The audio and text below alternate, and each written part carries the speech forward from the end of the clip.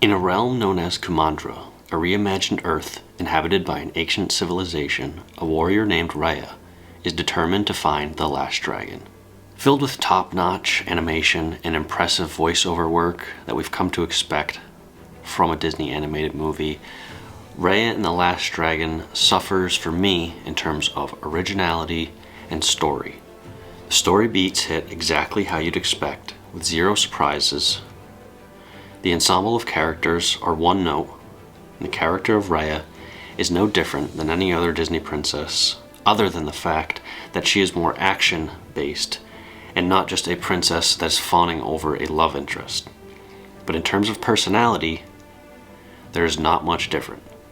She's certainly fine and likable, but nothing truly unique in the long line of female characters in the Disney catalog. I also found the story to slow down quite a bit in the second act, in such a way that I found myself dozing off at times. I also found what I expected to be some Lara Croft-esque missions to acquire the items that she needed throughout the movie. I found those missions to be not as suspenseful or hard to accomplish as I had hoped. They seemed a little too easy. I was hoping for a little more stakes in that department.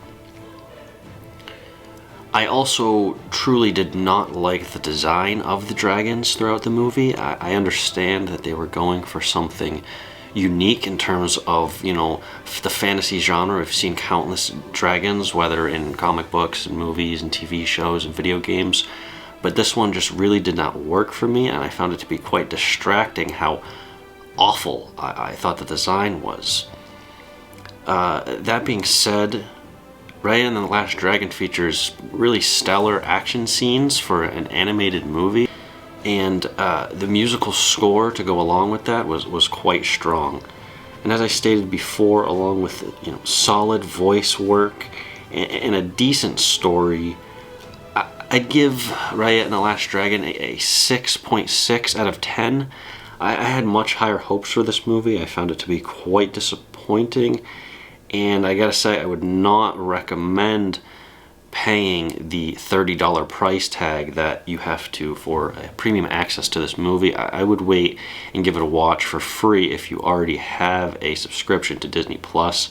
I believe it will be available to all Disney Plus members and subscribers in June. That is my take on Raya and the Last Dragon. Those are my thoughts. I was hoping to be a little bit more positive on this movie, but that is just not the case, and this time can't win them all. This one just didn't quite land for me. Those are my thoughts. I did like some of this movie, it didn't land as strongly as I'd hoped.